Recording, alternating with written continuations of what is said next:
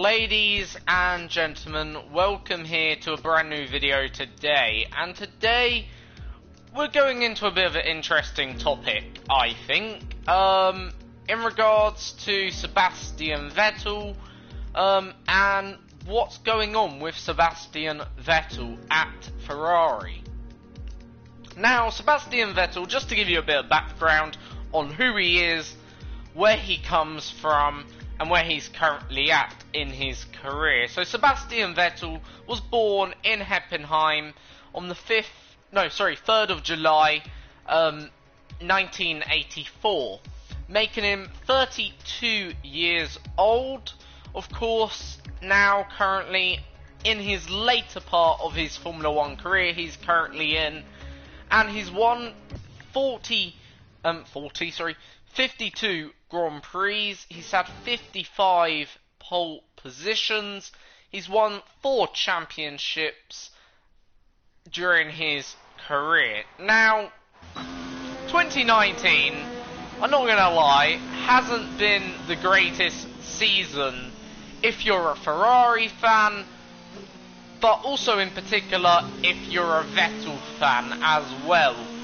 This season was meant to be the year Ferrari finally challenged for the title in a way and ended that 12-year drought now, which is looking to be extended into a 13-year drought, of course.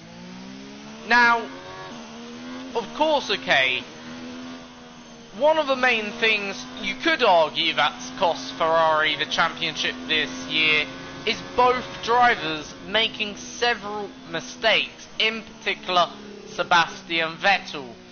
Vettel's made 2 fundamental errors this year, you could argue, possibly 3, and maybe even 4. However, you know, we're going to endeavour to get into them mistakes that Vettel has made, of course, in recent times.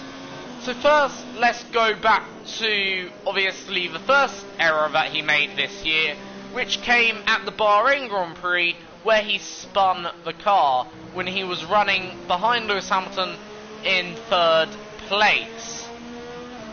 Now, the car just spun on him at the time. No one actually knows exactly what happened, but the car just literally, its rear end just literally let go, and Vettel was facing the other way, of course, out of turn 4, it is at the Bahrain International Circuit. Obviously, this was the first real error Vettel made. At the time, it was a bit picked up upon, but it weren't too heavily criticised by many pundits. However, it did spark rumours that Vettel was on his way out of Ferrari and was going to retire. The next error that happened later on came when Vettel was leading the race. Then once again, surprise, surprise, at turn 4, again he goes off, runs wide, across the grass he goes.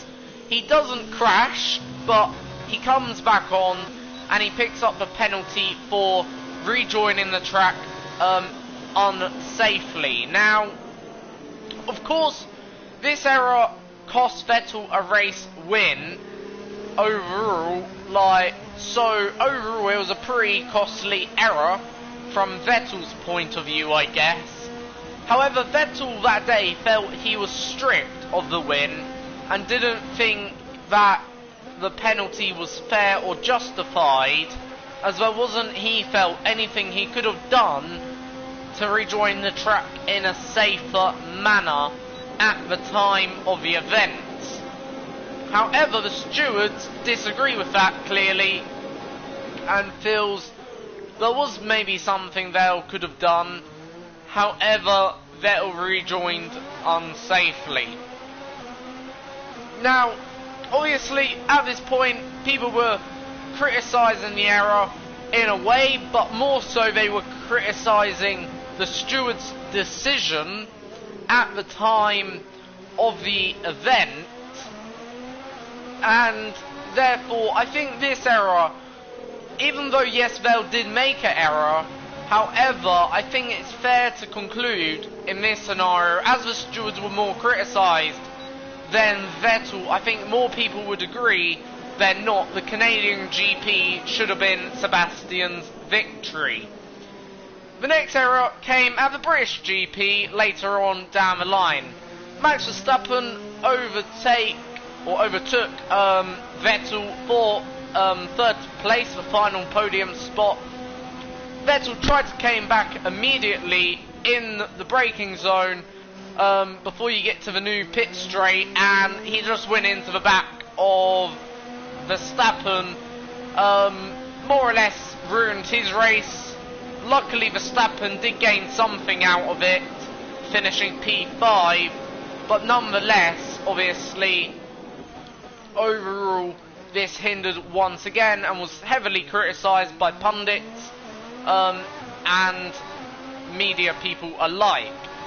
Then the final error that came in the 2019 season is most recent at the Italian GP, where Sebastian Vettel spun the Ferrari, you could argue, on his own accord in the Ascari chicane, of course, and then he sort of rejoined unsafely, okay, which obviously picked him up again, another penalty, but this time much more heavier, of 30 seconds arguably, or a stop and go, 10-second stop and go penalty then.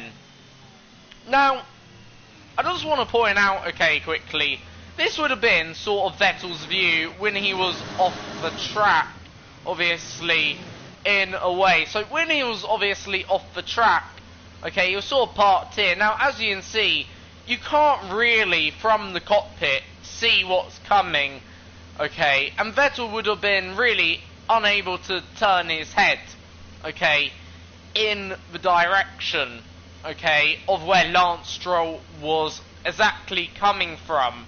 So, effectively, Vettel was rejoining more or less blind. Now, when you're on the grass, you can't really spin the car much around, as you just get a load of wheel spin, as you just see there, like, and I'll just repeat that, just to show you again what I mean. So you can't actually spin the car around. It's very tricky to do so, more or less, as you can see. Now, is that really unsafe? Okay, of course a little bit going to be unsafe, but you can't actually spin the car, and to stop one of these cars, especially when they have a bit of momentum, can be also quite difficult as well, because don't forget, yes, they are probably the lightest cars you could ever find on the planet, but at the same time, you know, it's still not going necessarily to be easy to prevent. So he came round, obviously clipped the rear of Lance Stroll's tyre, and that sent Lance Stroll into a spin, and Lance Stroll ended up in, again, a similar position. And this is Lance Stroll's view again, from basically the same angle, and you can just see, you can't see a thing. You can't see what's coming through the Ascari chicane. It's more or less an impossible scenario, unless you wait for cars to come round. Lance Stroll, I would say, obviously had used less power, but again, he didn't want to spin up his rears as well, so again, Lance Stroll was put into this very unparticular or very weird scenario like Vettel. And I think Lance Stroll saw the difficulty Vettel had, because he did say after, in his post-race press conference, Vettel should have got the same penalty as he did. He shouldn't have had a harsher penalty. So clearly that to me would indicate, you know, obviously Vettel's view was impeded when rejoining the circuit. Now, of course, the error that initially led up to the spin in the Ascari chicane is a bit of a weird one. And it's not the first time. Also, we've seen Vettel spin likewise. We've seen it in the last 12 months now, I think on 5 different occasions, or something around this area. Obviously, we've seen it in Bahrain, we saw it in the USA, we've seen it in Italy last year, or we've seen it Italy this year. And yeah, you know, that's like 4 different occasions I've just mentioned there. I can't remember whether or not there was any other occurrences where Vettel spun in the Ferrari. So clearly, there is something about Vettel spinning a Ferrari. And obviously, I think that situation for Sebastian was a lose-lose situation at the same time. Because whatever Vettel did, he couldn't see what was coming. Okay? Realistically, should his race engineer maybe have given him a bit more advice on the matter? Maybe, I don't know, told him what was coming? Possibly. But then, ain't that then Ferrari's fault for not making Sebastian aware what was coming up, who was coming around the circuit? Okay, yes, Vettel probably was a bit desperate as well to get back onto the circuit as well, which is obviously understandable, I think, personally, to try and regain and recover his race.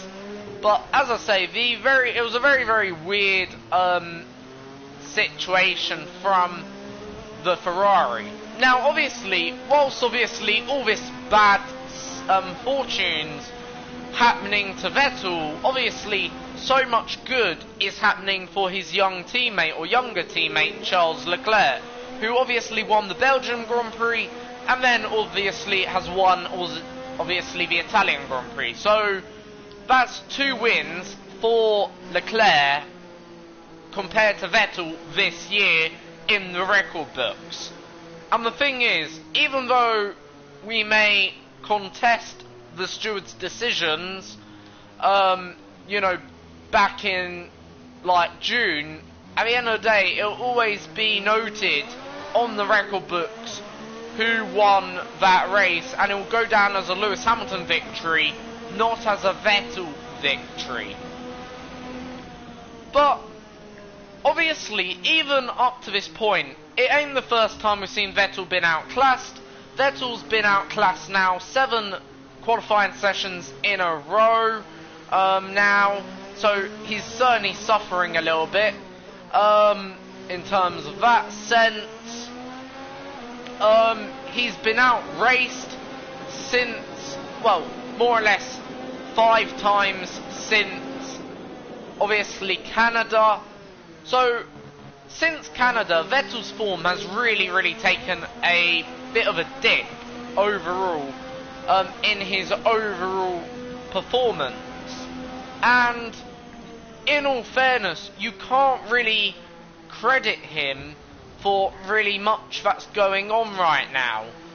He's putting in some okay performances, like the one we saw in like Belgium, but he hasn't put in anything special that you'd expect of a driver of his calibre. Now, is he thinking about retirement? First of all, I want to get that out of the air sort of thing. I don't think he is thinking about retirement right now. I think Vettel is certainly thinking about next year more than anything. I think really if Vettel could choose, he would actually end this year now. Overall, he wouldn't wait any longer before the year could be done with.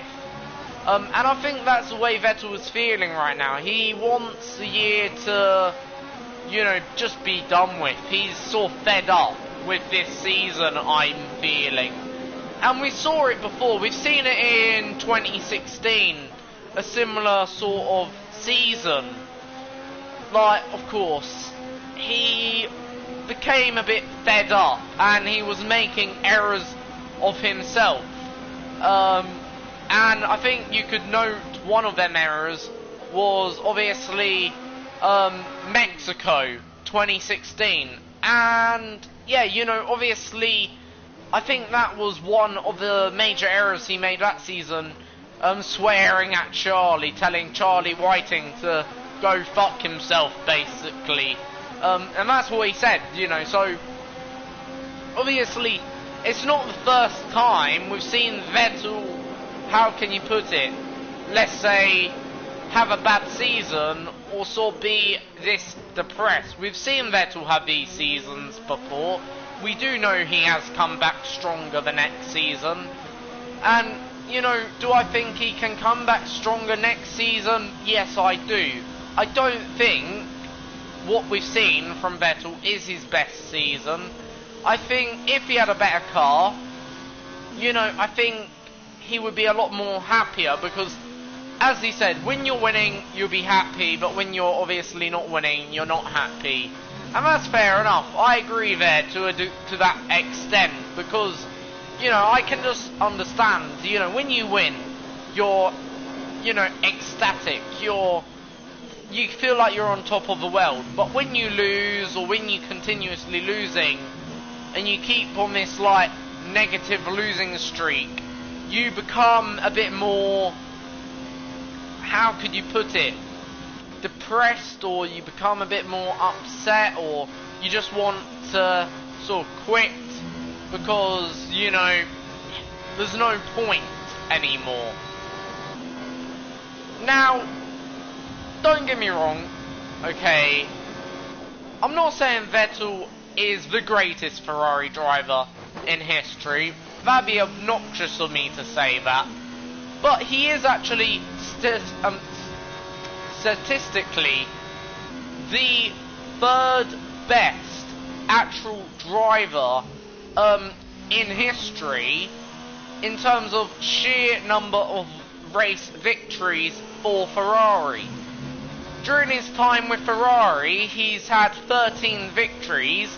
That puts him 2 behind Niki Lauda, and some 58 behind Michael Schumacher. And they're the only 2 in front of him right now. He's on a par with Ascari. He's ahead of Charles Leclerc in terms of Ferrari victories. He's ahead of quite a number of drivers in terms of sheer number of Ferrari wins. So, you know, obviously his legacy at Ferrari, I don't think it should be questioned what he's done for Ferrari. He's Ferrari's most successful driver since Michael Schumacher, and he will go down, I believe, as a Ferrari legend, just like Fernando Alonso did. Alonso's a Ferrari legend. He won 11 Grand Prix, Vettel's won 13, bear in mind. So Vettel has more Ferrari career victories than, obviously, Alonso, the last driver who was actually meant to win, or was aiming to win, a championship with the Scuderia. Now, don't get me wrong, this season overall for Vettel hasn't been a good one, but I just want to give you a bit of content now in terms of how actual bad this season's been for Vettel. And, you know, obviously I'm going to compare it to Charles Leclerc, because that's the only way you can really do it. You know, you can only compare, you know, drivers' on-track performances overall. So Vettel obviously finished fourth in Australia. He finished, to be correct, fourth in the Australian Grand Prix. He finished 5th in the Bahrain Grand Prix, 3rd in the Chinese Grand Prix, 3rd in Azerbaijan, 4th in Spain, 2nd in Monaco, 2nd in Canada, due to obviously time penalty, of course, 5th in France, 4th in Austria, 16th in Silverstone, 2nd in Germany, 3rd in Hungary, 4th in Belgium, and 13th in Italy. So overall, he's finished in the top 10, okay, out of the 14 races we've had, 12 occasions. Now, believe it or not, that matches his teammate, who's only also finished in the top 10 on, guess what, 12 occasions. So both of them have equally scored more or less the same amount of points in truth, or in terms of the way it's been the season so far, on 12 separate occasions. Now, also, okay, another thing I want to point out quickly, Vettel, if you do not include wins, has actually finished, other than a race-winning position, on the podium more times than Charles Leclerc. So yes, Charles Leclerc may have won the last 2 Grand Prix, but in terms of other podium finishes, like, let's say, from 2nd and 3rd, Vettel has more podium finishes. Now, yes, okay, Vettel's been, in a way, a bit outshone in qualifying. He's been the slower of the 2 drivers, but at times, the biggest gap between them has only been no more than half a second. The smallest gap, at times, have been less than milliseconds splitting the 2 drivers. So realistically, okay, in my opinion, okay, these 2 drivers, Vettel and Leclerc, are very evenly matched drivers. And we've seen times where Vettel has outshone the young 21-year-old. What is Vettel doing right now that is obviously not right, okay, is a matter of question. In my opinion, the car isn't up to the quality it should be. I think the car should be better. Where has Ferrari been for 80% of this campaign? Honestly, they've been nowhere. It's taken them 13 races before they've even achieved a race victory in 2019. Now, I don't live in a fairyland palace or anything, or in a dream world, but 13 races, I think, says it all. If it takes you 13 races to win a Grand Prix, that's not good enough. Now, yes, arguably, they maybe should have won the Bahrain Grand Prix. Maybe they could have won, well, they certainly should have won the Canadian Grand Prix. Maybe they could have won the Austrian Grand Prix. And things looked a little bit better if they did win them Grand Prix. But, at the end of the day, okay, let's not make any, like, illusions, sort of thing, or let's not live in a fairy tale. They didn't win them Grand Prix. The Ferrari failed to win them Grand Prix, and therefore, okay, overall, Ferrari are responsible for failing to do so. Yes, the drivers may be a partly responsible, which I accept and I acknowledge, but at the end of the day, Ferrari clearly then didn't also build a good car where they were both entirely satisfied with, that neither driver could really get to grips with. And that's the thing. The SF90 has been, in a way, in my opinion, not good enough. Ferrari went down the wrong road, the wrong path this season, and Ferrari even admit that themselves. So let's not make any mistake about the direction where Ferrari went. And in a way, I think next race will be a bit of a reality check for Scuderia Ferrari, because they'll see that especially next race, that obviously where the car's at, on a higher downforce circuit.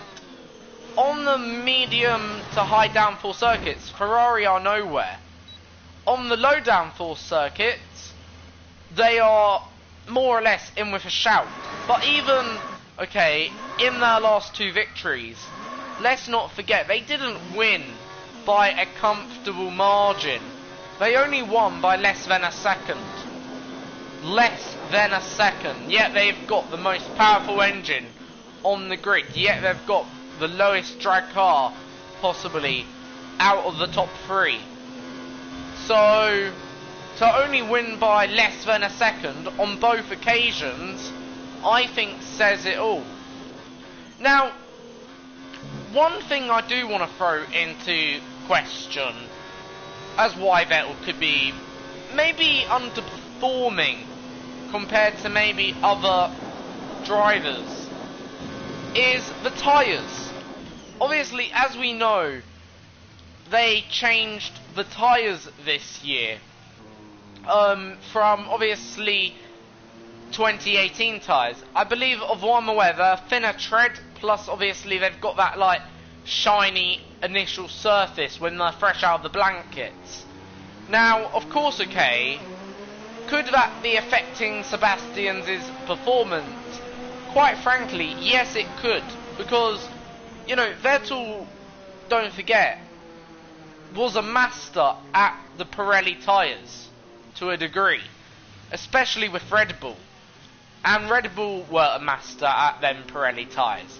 But, for whatever reason, in 2019, I do think, with these new Pirelli tyres, if they're not in the right operating window, I think that does affect the car's overall ability. And maybe this is why the Ferrari of 2019 is so weak.